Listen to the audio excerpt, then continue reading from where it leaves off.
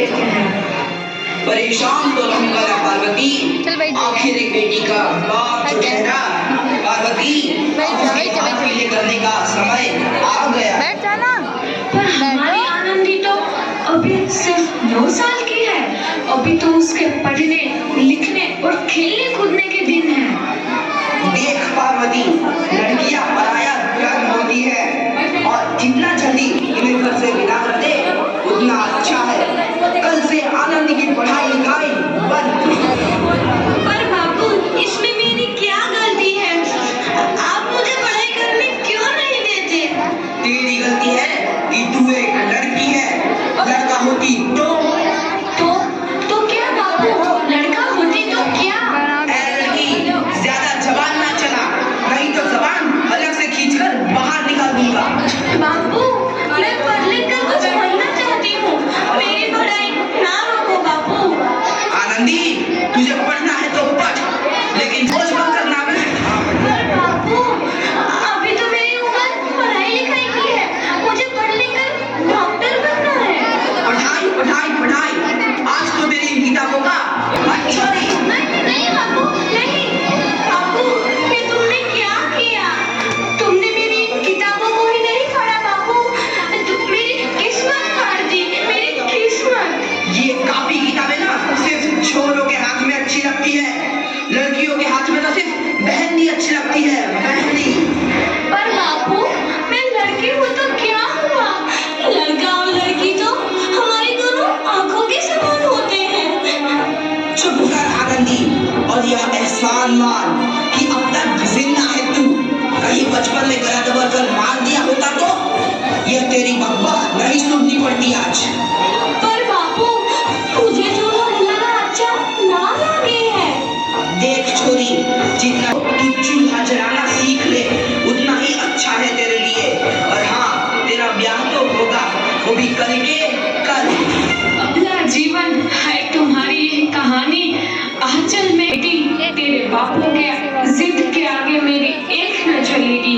माफ कर दे बेटी, मुझे माफ कर दे। इस प्रकार मात्र 9 वर्ष की छोटी उम्र में आनंदी का विवाह गोपाल राव जोशी से हो गया। बाल विवाह एक सामाजिक कुरीति है और इस कुप्रथा का शिकार होना पड़ा आनंदी को। 5 वर्ष बाद आनंदी 14 साल की हो गई है। उसके घर एक शिशु ने जन्म लिया है। देखते हैं आगे क्या होगा। देखिए ना, इसे क्या हो गया है? इसका मतलब तो अंगार की तरह तप रहा है। इससे तो बहुत तेज बुखार है। आप बिना कुछ भी बोलते हैं। दीजिए मुझे। माधव, जल्दी से वैद्य जी को बुला के लाओ। जी, अभी बुला के लाता हूँ। ये तुम क्या कर रही हो आनंदी? भगवान की विभूति लगा रही है। बस करो आनंदी, ये सब अंधविश्वास है। अरे आप यकीन तो कीजिए, भगवान की कृपा से इसका माथा ठंडा हो रहा है और बुखार भी उतर गया है ना बाबू? देखिए, दीजिए मुझे। उठो बाबू, आंखें खोलो, तुम्हें तुम्हारी माँ बुला रही है। आंखें खोलो, देखिए ना इसे क्या हो गया है। आंखें भी नहीं खोल रहा। आंखें खोलो बेटा। आप चुप क्यों है? आंखें खोलो बेटा, आंखें खोलो। आनंदी, हमारा बेटा कभी आंखें नहीं खोलेगा। नहीं, ऐसा नहीं हो सकता। मेरे बेटे को आनंदी, माधव,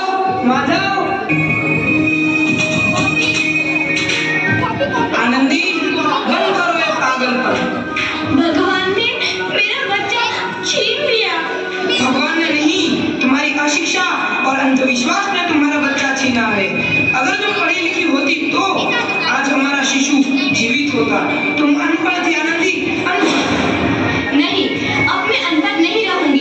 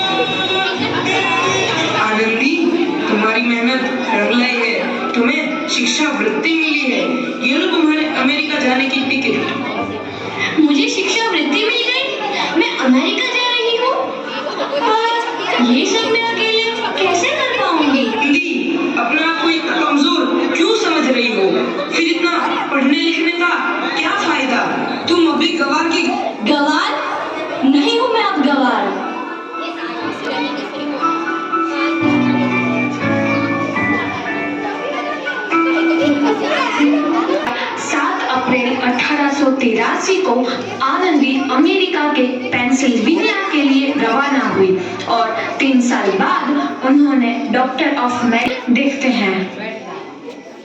लगता है अब मेरे जाने का समय आ चुका है। अब मैं नहीं बचूंगा। ऐसा मत बोलो।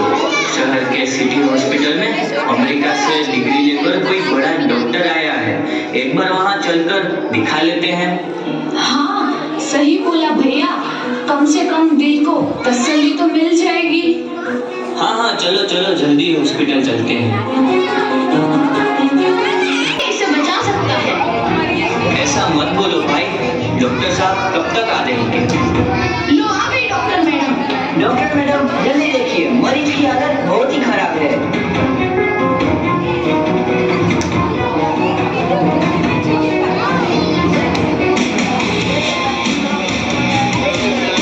अब आप बिल्कुल ठीक हैं। मौत के मुंह से आपको बचाया है डॉक्टर मैडम ने। डॉक्टर साहब ने मुझे बचा लिया। मुझे मिलना है डॉक्टर साहब से। डॉक्टर साहब नहीं, डॉक्टर मैडम बोलो। डॉक्टर मैडम, उन्होंने ही तुम्हें जीवन दान दिया है। लो आ गई डॉक्टर मैडम, मिल लो उनसे। डॉक्टर मैडम आपका बहुत बहुत धन्यवाद। आपने मेरी जान बचाई। इसके बदले में मैं गरीब भला आपको क्या दे सकता हूँ? वचन चाहिए मुझे कि कभी ये नहीं कहोगे कि लड़कियां कुछ नहीं कर सकती। वचन? ये कैसा वचन? अरे श्यामलाल, तुमने पहचाना नहीं? तुम्हारी बेटी आनंदी। आनंदी? मेरी बेटी आनंदी डॉक्टर?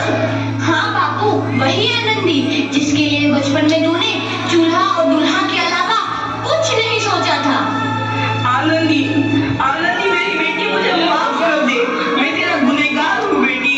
नहीं नहीं बापू, वही आनंदी जिसके हाथ पीले करके तुम उसकी सारी जिंदगी काला कर देना चाहते थे।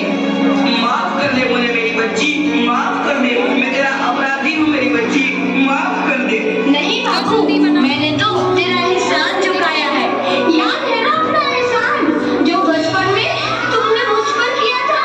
ताने सुना सुना कर जीते जी मार डाला था मुझको। अब बोल, और किस किस को मारेगा? आनंदी बेटी, मुझे माफ कर दे मेरी बच्ची, मैं तेरा गुनहगार हूँ। बापू, आपने ही तो बोला था किताबें सिर्फ बेटों के हाथ में अच्छी लगती है, बेटियों के हाथ में तो सिर्फ मेहंदी। बेटों और बेटियों में फर्क करना तो आंखों में फर्क करने समान है।